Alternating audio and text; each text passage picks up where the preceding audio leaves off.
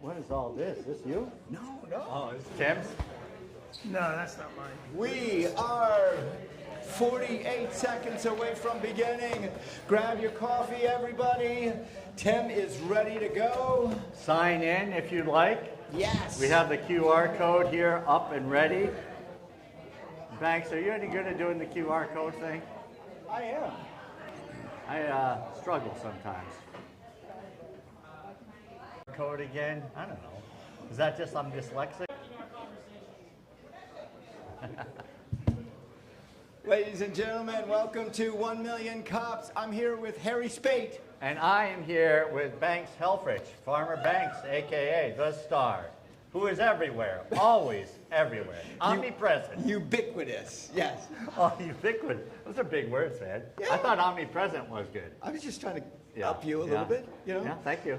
If you checked in, go ahead and check in, everybody. Did everybody check in? I did not. I'm new. I Oh. don't know what to do. Go ahead and QR code that. What am I doing? If you can aim your cat. What am I doing? If you can aim your camera at the QR code. Why are we here? It's all about entrepreneurs helping entrepreneurs. Why are we here? It's all about entrepreneurs helping entrepreneurs. Not pitching, but helping. A wealth of knowledge. A wealth of knowledge. Key pillars. Key pillars. Oh my God, my finger's too fast. Well, That's yes, the problem here. You have a problem. Presentations, not pitches, as Harry said. Harry, what's the difference between the two? One is you're trying to sell something, that really quick pitch where I am your window guy. If you need windows, here's my card. If you ever need windows, give me a call. That is the old standard networking pitch. Here we're all about what is it you do? Who are you? What is it you do? And have conversations and connect. Well, which brings to the next one's connections, not networking. And connect. Well, which brings to the next one's connections, not networking. Yeah. I mean, there are enough networking events out there. Yeah, exactly. Solutions is one. All the chamber events. BNIs. Yeah, BNIs. Tons of them. Yep. We're here for the community, by the community. What exactly does that mean? You know, we say this every week, but what does that mean for the community? I think we want to help the community grow. I mean, if you think about, I'm just looking at Dave here from the chamber. What does a good business community look like where businesses are prospering, they're providing for their families, they're providing for their employees, so that helps the community. We're like the chamber light, so people who may not yet be involved in the chamber are just establishing. Because we are the community. You and I are in the community. All of our people that work in our team, our team. It's, Yes. it's not our team. It's actually, it is our team, isn't it? It's kind of our team. Yeah? Yeah. Yeah. But it's ours collectively. Right, right. Yes. And we are always looking for more people to be a part of our team. That's all right. Join Yes. our team. This is a welcoming space for all and every entrepreneur. So if you're just beginning, we want you here. If you've been here 5, 10, 15 years, we still want you here because Exactly. we want your advice. And we're going to get to that in just a minute here. Yeah, sounds good. All right, here we go. We need you. We've lost Organizers. Organizers, they're out there. So future organizers, we've got quite a few here this morning. Different ways that you can help is maybe being a presenter coach, maybe being a greeter, maybe helping with the IT support, maybe helping with social media. All in all, more hands in the pot, make it lighter. How's that expression go? Yeah. Too many hands? More too many Something makes the load light. fish Something in the like pot when you Yes. can shoot them, the fish in the Yes. pot. Something like that. The more people we have, the less the load is for everybody. Exactly. There we go. Yes. Yeah. We probably I could have looked at that slide here that Gwen produced for us. This is a new slide too. Yes, very nice. Yeah, yeah.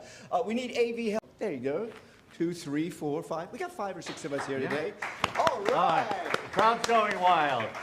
Brett, Crowd's going thank you wild. so much for starting that.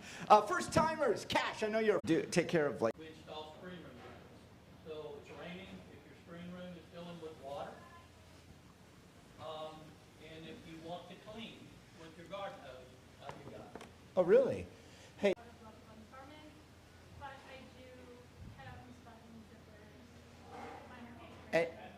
Chris, did you? Insurance we're looking at, we want to help people stay healthy.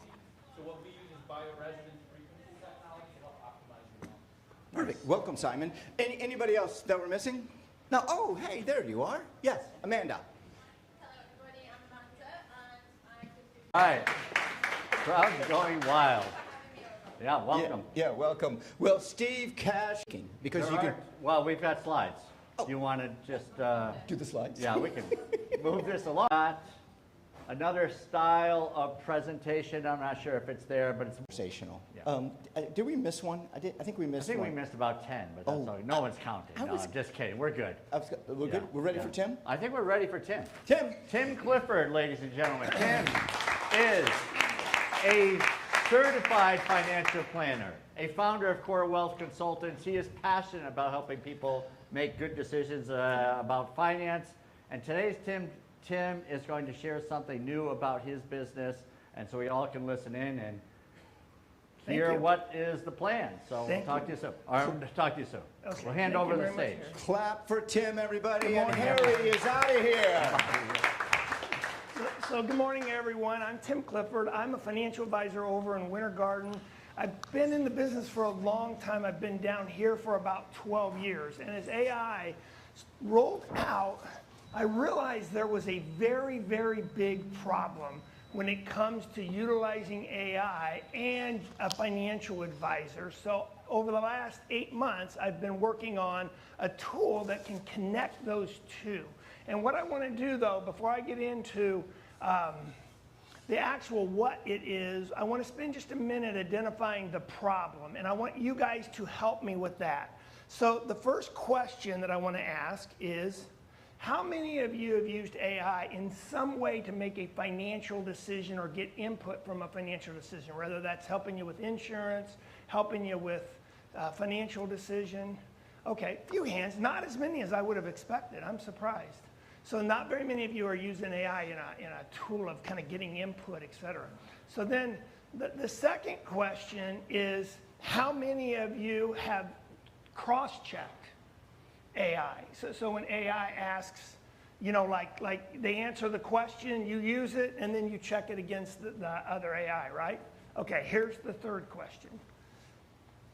How many of you have used AI where you took that question and the answer that AI gave you and shared it with the financial person that you're working with, right? Whether it's, again, an insurance agent, financial advisor, et cetera, where you've actually taken, so you guys are on the same exact page. And you can see, like, no hands go. You have? Yeah, okay, so one person has actually done it. So you can see, even though this group isn't a big group of using AI to ask financial questions, you kind of get to this last question and you realize there's actually a very big disconnect between the professionals and the client and AI. So what I've done is I've created a tool that allows the client to get on AI and share the information when they're on the tool with what the advisor can see as well, and he or she can add context, re-ask the question differently, etc. Now, before I get into what I really want you guys to give me feedback on is the last time I gave presentations, I've been working on this for almost a year now, and when I gave a presentation 8 months ago, one of the things that I really missed with this group was the what it is. I spent my whole 6 minutes talking about why this was important, why you need to connect your advisor, but I missed when everyone walked away is what even is the tool. So I want to spend a minute just before I get into the why this is important, or what it, I want to spend a few minutes on the what. This is actually the screen. Okay, this is the live screen of the tool. And it starts with the client having a financial question, right? So this isn't something someone's going to use every day. This is, I have a question that I need to make a financial decision of some sort, right? I need to buy insurance. I'm buying a car. I'm moving. I change jobs. Whatever that question is, there needs to be kind of to start with some kind of a question that the client has. And from here, they have two ways to utilize this tool. They can just type the question at the bottom. Like I said, I need to buy a car, and I'm trying to decide whether I lease it, pay cash for it, or do a loan, right? So that process. Those are common questions, by the way, that I get from my clients. And this is for people who already work with me. Okay, so this isn't a tool that if you don't have a if you're not working with me individually, you're not going to be on this tool. So understand the other side of it is this would be a common question that I'd get from my clients. They'll call me and say, hey, I'm moving and I'm doing da-da-da-da. What do you think about that? And with my clients, my whole career has been help rich people stay rich, right? That is really what I have done. But there's this whole other group of clients that engage differently using AI. But I wanted to just spend one last minute on this so you kind of see what I'm talking about. For my clients, when they get on, they have another way to ask a question. They can type the question, or they can go up to consider. And I have 25 topics with about 300 pre-asked questions. So you can just go up and say, you know what, I need help with a will. You can go into estate planning, you go through and it'll pre-ask those questions and then give you answers, right? And then, so it helps people kind of get going on or thinking about they know they have a financial decision they make. They know they have a financial problem. This helps them kind of think through that, and then they can add questions at the bottom. So that's how this tool's set up. And then lastly is I make it really easy for clients to re-engage with me, right? So remember, I've met with these clients probably annually for more than a few years. We've done a financial plan. They know who I am. In a normal setting, they would then get on their email and shoot me an email. But in this setting, they get to just click Ask Tim at the top, sends me an email. And the minute I get that email, I can see who it is, what questions they ask, and how AI answered the question. They also, if it's something a little more important, bigger decision, they need to think through a lot more stuff, they might hit schedule a call over on the side, and they can get on my calendar. Okay, so that's what this tool is, all right? Now, that still only addresses a very small segment of the population, right? Because you have to have a financial advisor, you have to have assets, because financial advisors make money with assets. So there's a whole group of people out there that have 401ks, and they might have a decent amount of money in their 401k, but they don't technically have a financial advisor.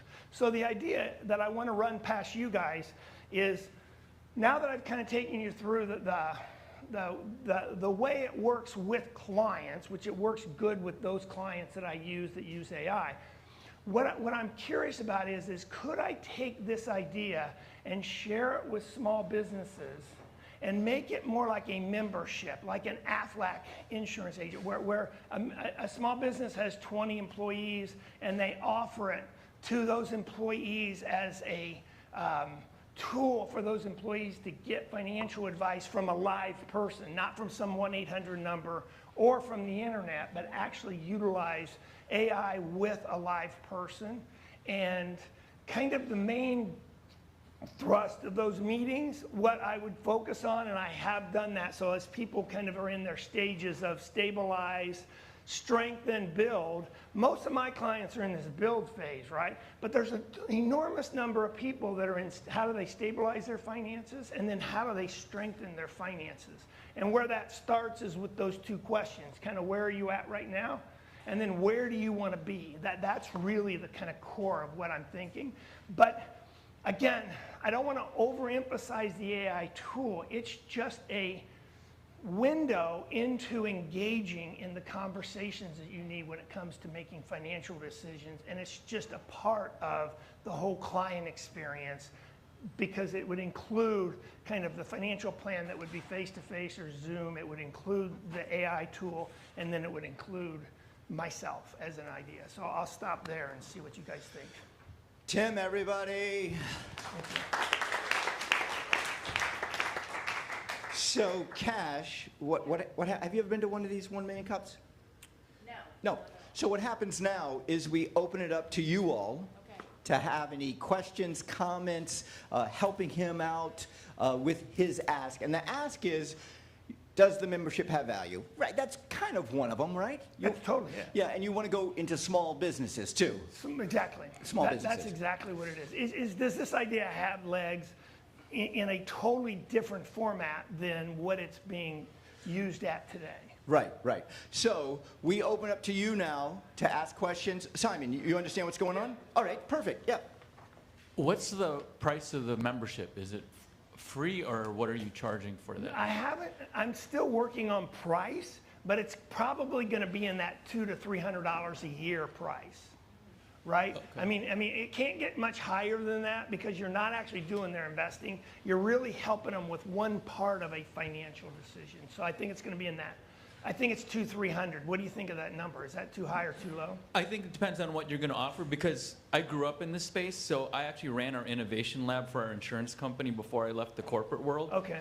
And what you're looking at is a direct-to-consumer model that's agent-assisted is what we would call it. And so what you're trying to do is you're setting up an agent assist with the talk to the agent, getting them excited to go into it. So a couple things that I would just say from what our experience was: try to minimize friction points, because the more friction that you have, the more clicks that you have, and also the more words you have on screen, it might have a drop off or a bounce rate from there. I think what you're trying to do has legs, because financial literacy is not where we're at right now. And if you go into AI, the challenge is AI kind of gives you the answers that you want to hear. You need to have a human kind of guiding it, and that's what you're trying to do, is guide the AI experience. And I think you're able to do it. I would just probably recommend a little bit more interactivity with some videos rather than a lot of words, just so that people can be spoken to and interact with them. And then that way, when you say talk to you, they feel like they're going to talk. Simon, Thank you. great feedback. Have you been to 1 Million Cups before? No, that's great feedback. I do want to ask one other question. Friction points. That's less that the consumer has to do. Yeah, it's clicks, how many clicks that you have on the website as you go through, because Yep. the more clicks that they have to get, there's going to be click fatigue, and then they just bounce out. And the less likely they come back, right? I mean, because the first time they go is curiosity. The second time is now you're adding value. And Amazon is perfect at that, because I think it's Yeah. 2 clicks and it's at your door. So, Maurice. Two things. As far as whether or not you should have a subscription model, I think every business should have a subscription model. And we're going towards that, where like Panera has their club, and then there's a bar somewhere either in the Midwest that has like $89 a month. It's like an all-you-can-eat thing, right? And as far as what you should charge, one thing I learned from Alex Hormozy on YouTube is that sometimes we shouldn't think about what we would pay. Think more about what the upper echelon of your market will pay. And secondly, I would stop introducing myself as a financial planner. I like what you said, I help rich people stay rich. Because one thing people want to do is be rich, and two, they want to stay rich. Because when you say financial planner, you put yourself in every other bucket of financial planner. That's good advice. Good point. Yep. Really good. Okay, I'm going to I add love upon that. feedback. Maurice, what would he call himself then if he's not a financial planner? Well, you said, I help rich people stay rich. That's All a, right. that's a Yeah. pattern already. All right. That's Hey. good. A wealth stabilizer. Yeah. There you And go. I didn't even think, I just added that more flippantly, so I appreciate you pulling that, even that. Yeah, over here.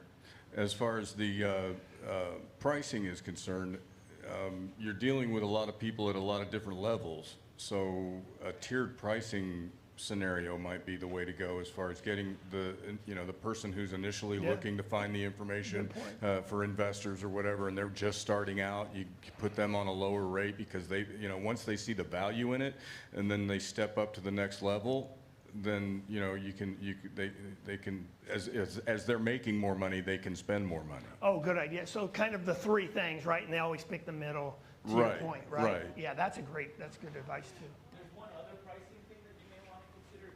Do you do fee-based management, or is I do. You may want to set up the subscription based on amount of assets that they bring into you.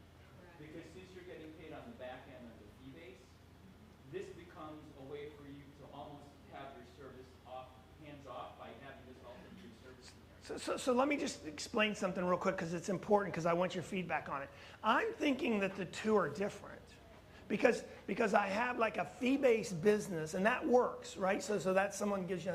I'm thinking this is not part of the fee-based offering. This would be like purely that I'm coaching them on behavioral and habits, right? I'm coaching them on emotions and behavior.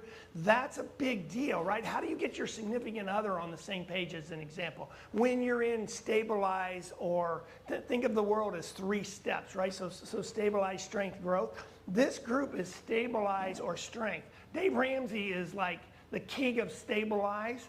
I want to run strength, right? It's the middle group. I can't really help the Ramsey group a lot because it's a tough group, right? And they're kind of there. But I can help the group that are stabilizing. They're not kind of at build yet, but so what do you think of that?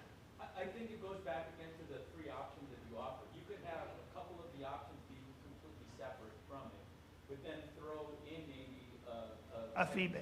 Yeah, good idea. For your fee-based people as a way to say, look, don't go to somebody else that's asking you to move your fee-based account over. Here comes your pension. That's a great point. So it could be the third option.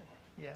Hey, just one point. You were going to commercial accounts, and probably half this room have left the commercial space, and we're entrepreneurs in our own space.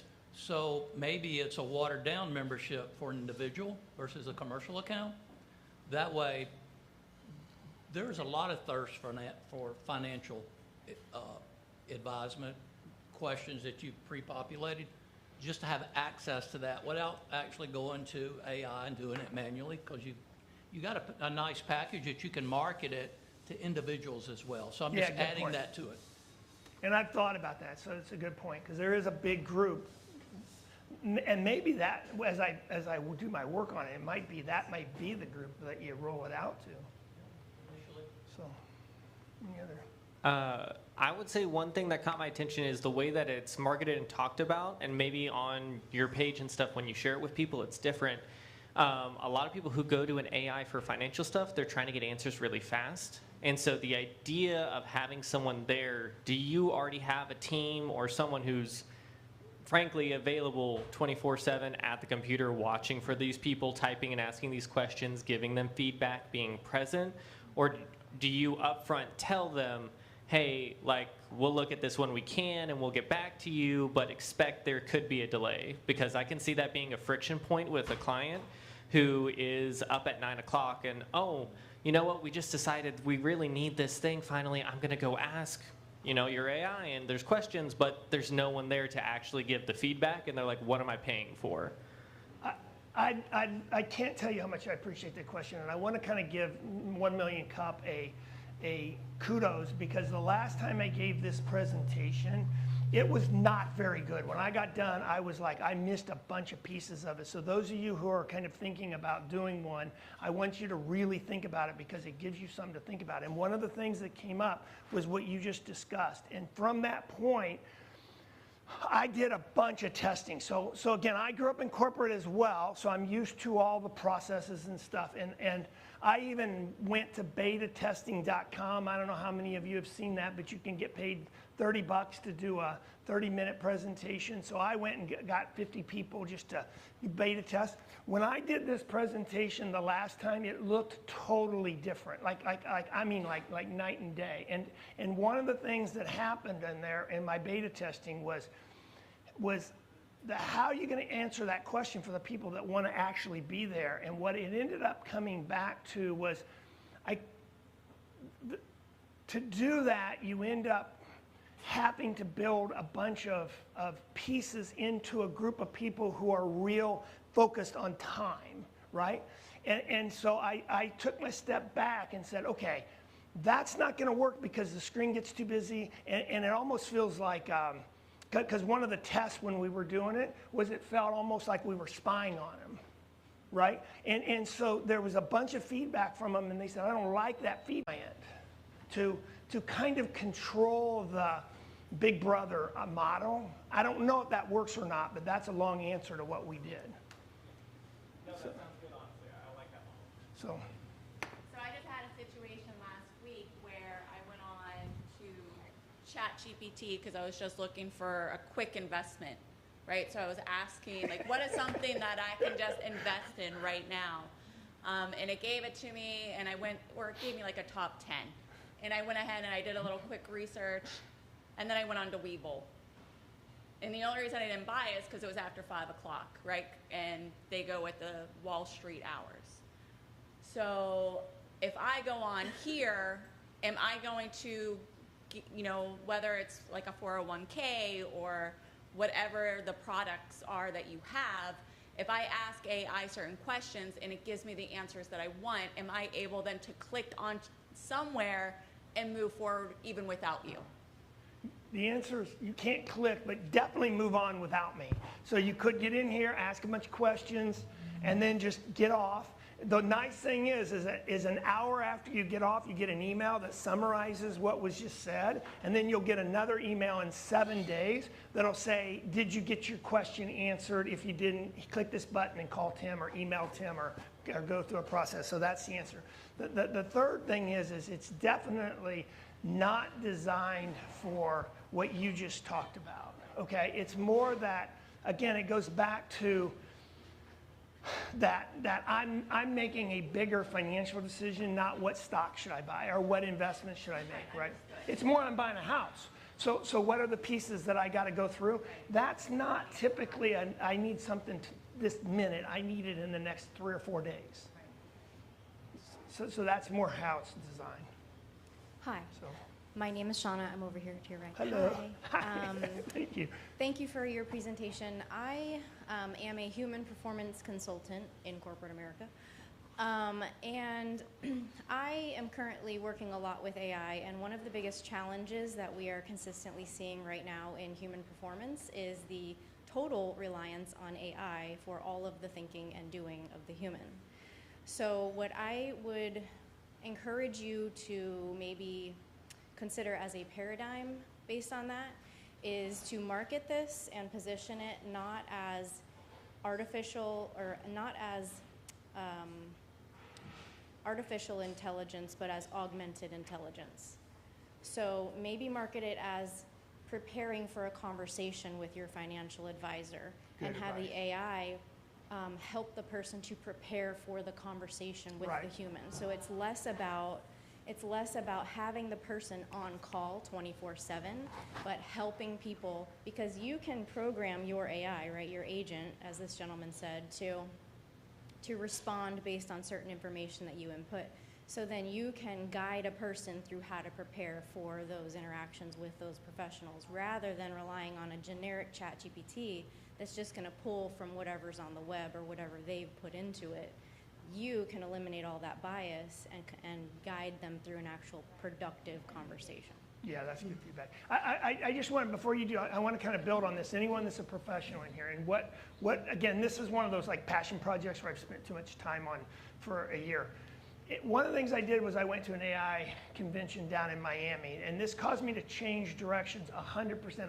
I went back to the programmers and said, everything we're doing now, trash it all, we're starting over. There were some pieces we could save, but for the most part, halfway through, we ended up making a left turn.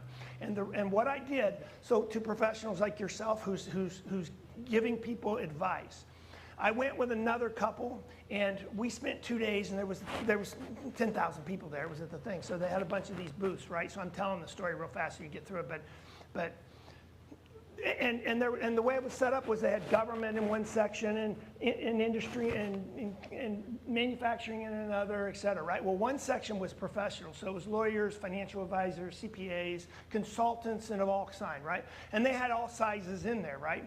So I spent, talking to them. What are you doing? What's your AI program doing? How do you do it? All that stuff, right?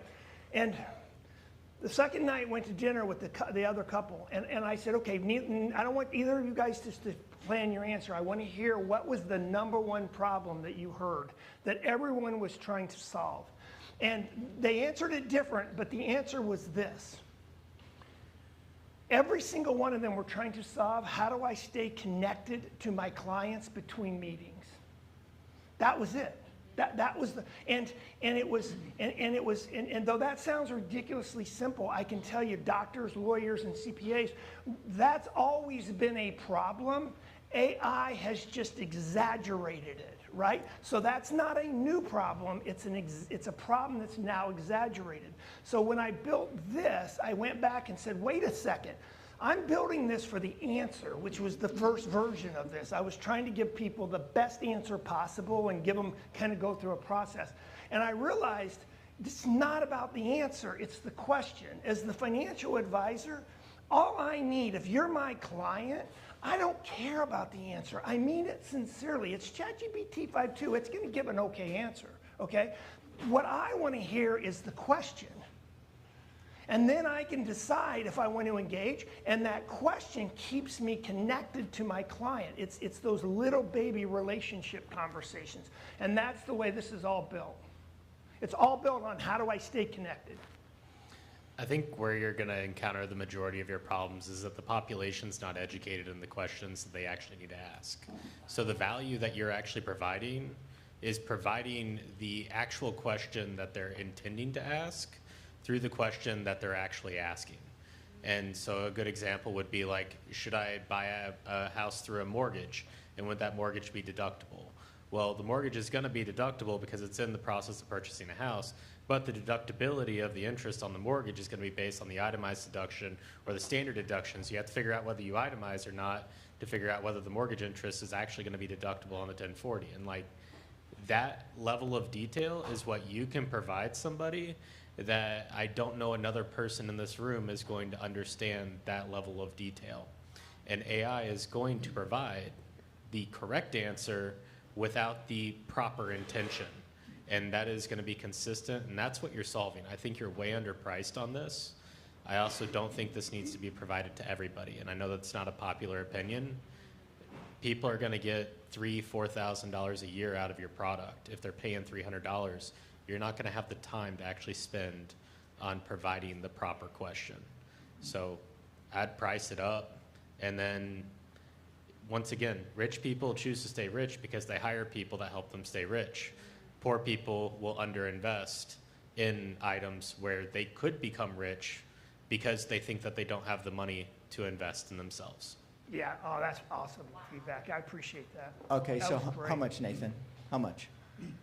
I mean, it depends on how much time you're planning on spending on people, but I'd find an average to probably be around $1,000 a year, Okay. depending on the network that you're also intending to build. Okay, and I'm really in the early stages of brainstorming, so I appreciate it. Very good feedback. Tim, thanks for showing up. My name's Tia Julie Phillips. I'm a doctor of holistic natural health and a world entrepreneur. Thank you for presenting today. A lot of touch points. Your question is actually a yes or no question, so I would change that if you ever do this again. Like, does this bring value? Well, yes or no. The answer is I don't know, because what's valuable to one of these people may not be valuable to me.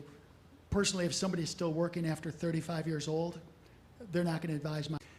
The spirit of this is to get feedback from people. I think your idea is good. It's going to even be better on Web3.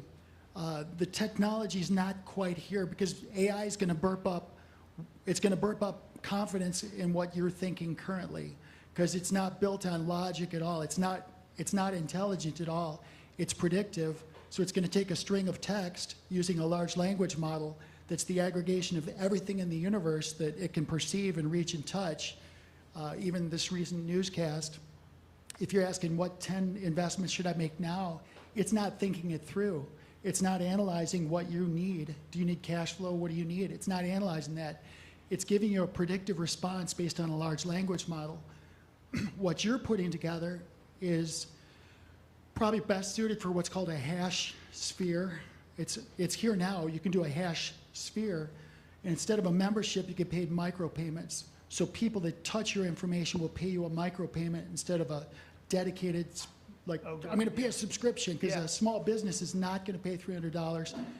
They're not going to do that. So to answer that question, probably not. It probably doesn't have value for that target audience. So to your point, Simon brought this up, your target audience is going to be different. So what I'm going to say is, this is valuable for a small language model that's proprietary, and it's going to be in the near future, as soon as the technology arrives, because it's not quite here yet. The AI agents that we're using will be able to find your agent. Your agent will negotiate what data or information you give them, and then you'll be paid a micropayment based on that. Then what you do with the data, once it's in your bubble, you can decide, because that's your data then. So there's a lot here that's valuable, but it's just a little bit scattered. Yeah, I But you're appreciate it. That's pretty good feedback. close, yeah. Yeah, that's awesome feedback. Thank you very much. I kind of do that micropayment now with Claude, right? I mean, so Claude right now you pay, what you're talking about is how you pay today. Some of the AI pay with a micropayment, so. The one thing that I just wanted to say, because especially he brought up a really interesting point about if somebody's asking about the deductibility of a mortgage or something like that, because you're in the business and you're not, AI is not licensed for insurance or securities. Right. The minute you carry your license and even under your broker-dealer, if anything reverts back, you just have to make sure that you're following the compliance disclosures and the compliance language, because if all of a sudden somebody throws a question in there and now you're bordering on tax advice, theoretically a pop-up should come up and say, look, we're not here to offer tax advice, talk to your tax advisor for it. So you now have to predict all the questions that could potentially walk the line of, now am I walking into the licensed realm? And that is when you have to figure out what's then the touch point there.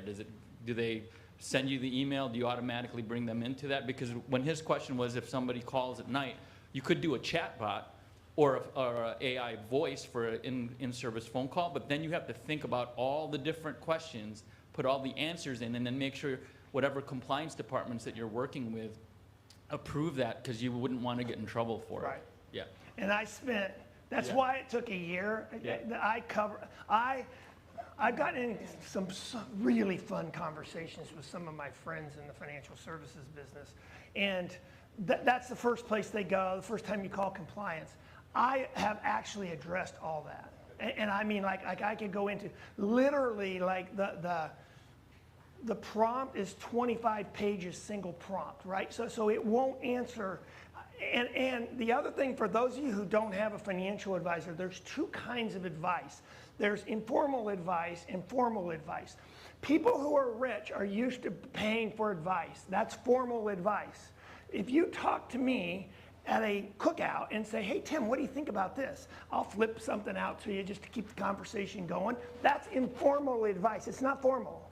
If you come into my office and you're paying me and I'm giving you formal advice, it is different advice. It is substantially different. It's the way I word it, the way I position it, the way I do something.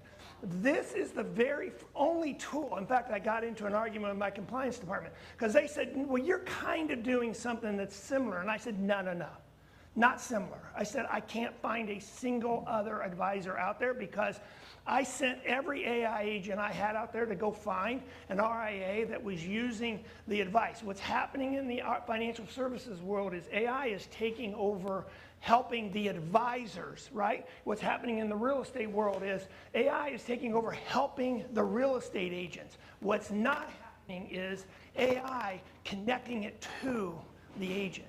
And so to your point, I've really addressed all that. I mean, like if you want, I could show it to someone, they'd be like, wow.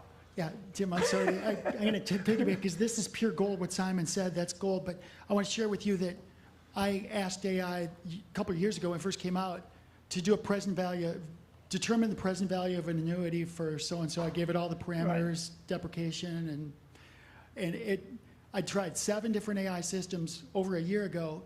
None of them came within $50,000. So stories like that would actually become a marketing device for you. Okay, so what I would do if you're going to use AI at all, I would put the flag on its errors, its omissions, its fallacies, its wrongfulness. I would really put yourself out there as being the balancing point, the lever, the balance, changing the pivot. Because everyone thinks AI is so intelligent. It is absolutely stupid. It's almost never correct. It's almost never correct. And anyone who uses AI knows that. That's why I use 7 of them and get them to argue with each other, and then I make the decision. So, yeah, good point. But that's where you are. So I would say the outward-facing stuff should be your marketing. That would be like a lost leader. And then once they're in your bubble, once they're inside of your sphere, then you don't have to worry about the licensing and stuff. You can control what's inside of your sphere. That was my spirit of my last. That's awesome. Okay. Thank you. Yeah. Tim, let's go like 3 years into the future, okay? Are you going to AI yourself out of a job? And that's an existential question. No, but, the people are missing what AI is going to do to the industry. And I am someone who's been, I'm staying away from the fear part. I'm not saying I'm right about that. I'm just saying I'm staying away from it because I was part of the internet, okay? So I worked at Schwab for 10 years when the internet came out. And I'll never forget the conversation I had with our top IT person, not like some low-level IT person. I'm talking the top IT person. We had a dial-in modem thing where you could place trades. And I said, well, when are we going to be able to place trades and get balances on the internet? He looked at me straight in the eye and he said, no. He goes, it's never going to happen because, right? And now, fast forward today, look what happened to the internet. Same arguments happening with AI, in my opinion. Nathan in the back there. So, I mean, they are trading, I mean, AI is trading stocks online now, correct? It's all done. I don't know. I'm asking the question. Here's the short answer to the answer. What's going to happen with AI, anyone that's in business is experts are going to become more experts, right? So someone like me, I'm totally good with whatever AI answers to my clients. My clients get on here, they ask all kinds of crazy questions and da-da-da-da. I'm good with it. I'm good with every question. How much should I pay? How much am I paying? Whatever the question is, I am an expert in financial services. I've spent 40 years doing it. There's nothing that AI is going to answer that I am not comfortable having a conversation with the client about, right?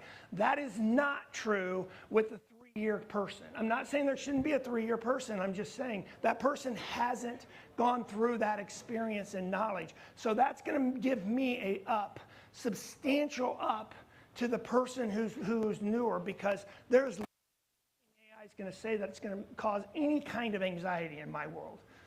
Nathan. Have you thought about dropping your license to remove the compliance requirements? 100%. Me too. Yes. Nice.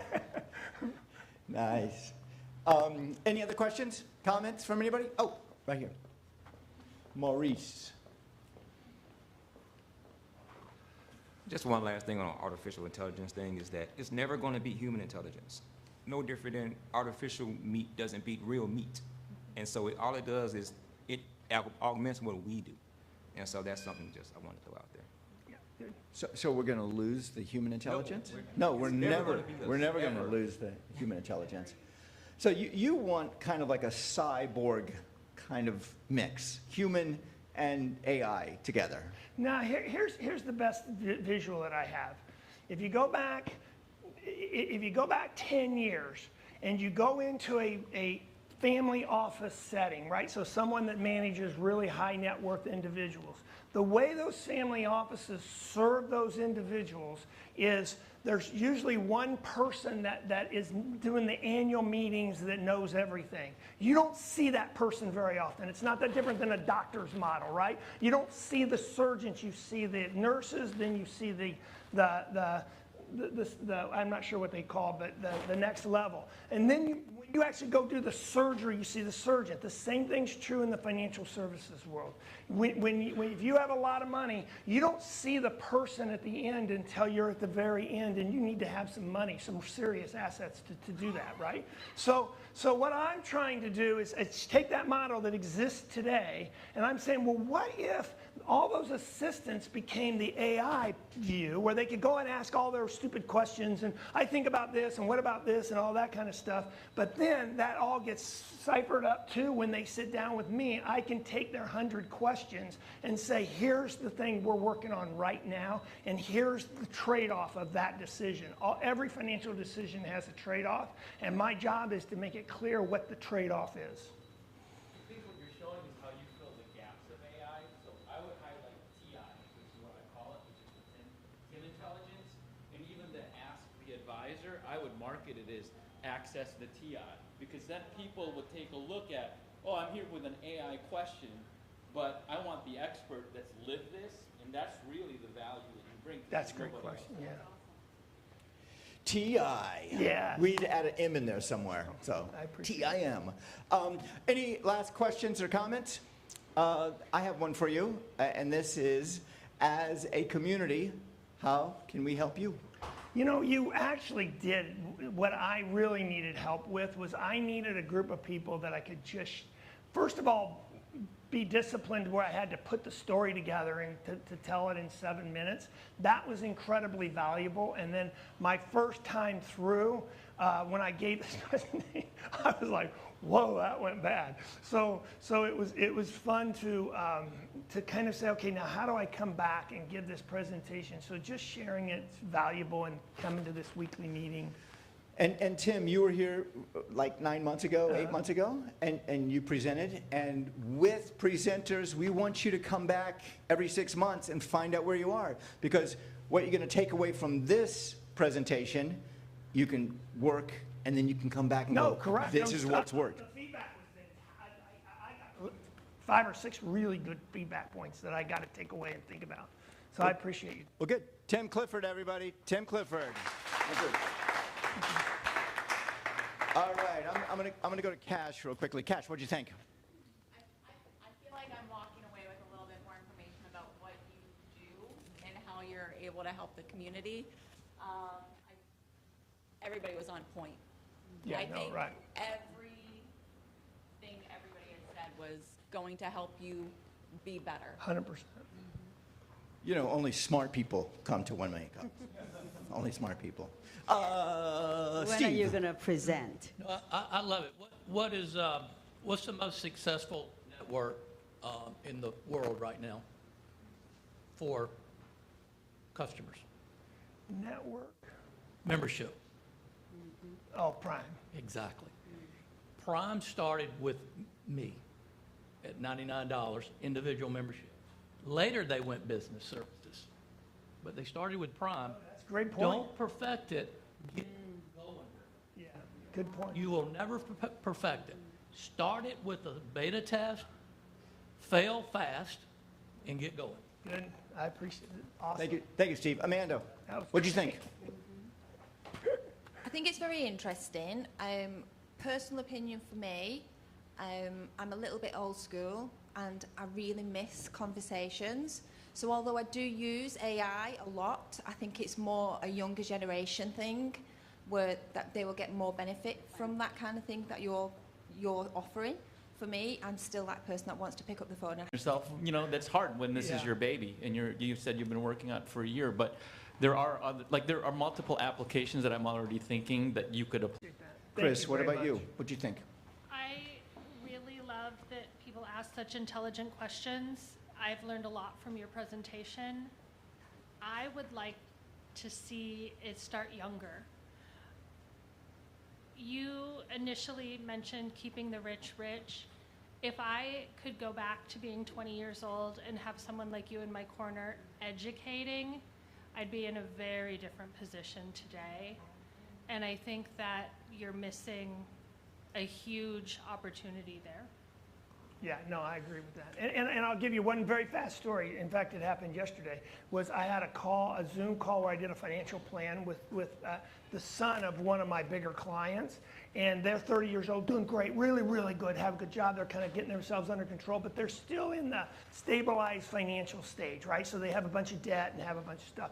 And I went through the process, and when I got to the end, I asked them, I said, they have 2 kids, okay, two little ones. And I said, so just to make sure we're not going to miss some hole here, because I'm talking about their investments and kind of getting themselves out of debt. I said, how much life insurance do you have? They had 0. Right? And like I said, your number one takeaway today, number one is get some term policies for you and your significant other, right? That was a hole they hadn't even like, it wasn't even something they even thought about, right? So your point is sometimes it's not helping with their investments, it's helping them manage that safety net. Okay, Nathan, we're going to finish with you in the back there. I love your comment towards start younger, and I agree 100% that that's what we need to do as a society. Right now, we're also taught as a society right now that the simpler your situation, the less that you need to ask questions to someone that's qualified. And I think that needs to turn around. Totally. The vast majority of people here will look at it and say, I have a simple tax return, or I don't have a lot of investments, so I don't need to go somewhere where they're actually providing me qualified advice. I just need to go somewhere to get it done. And the largest mistakes that we see are people that are 20, 25 years old making significant mistakes that cost them $20,000, $30,000 down the road. As a society, we need to get off the I have something simple. There is nothing simple in your life, unfortunately. It has downhill effects. But that is what we're all going to say to our friends later on. So I just want to comment just really briefly on something that I'm going to give you the really short version of it, but you can go download this if you want to. It's totally up to you. But when about 7 or 8 years ago, I went down this path of what do these rich people do that the poor people don't, okay? And I came up with 3 things. Rich people have a plan. They're diversified, and I don't mean just diversified investments, diversified income, diversified taxes, diversified everything. And the third one is they seek counsel, okay? Now, that third one, I thought, oh, this will be easy. I'll just knock this out in a month. The seek counsel piece is the hardest thing, the biggest difference. And if you talk to anyone who's really successful, they seek counsel so naturally that you don't even know they're seeking it. They look like they're being curious. They'll ask 20 people a question and then take the combination of it and answer, right? People who are struggling, they have a tendency not to ask enough questions to what Nate's saying. And I see it over and over again. I don't need the answer. I have the answer. I'll do it myself. I know what I'm doing. I'm like, good luck with you. But I can tell you, people who are really successful, if you watch them, those 3 they have, but that third one, if you really pay attention, watch and see just how much input they take and how they take it, it's fascinating. Tim Clifford, if you'll sit there, we're going to get a photo with everybody. Thank you all so much. It's been great. Smart people.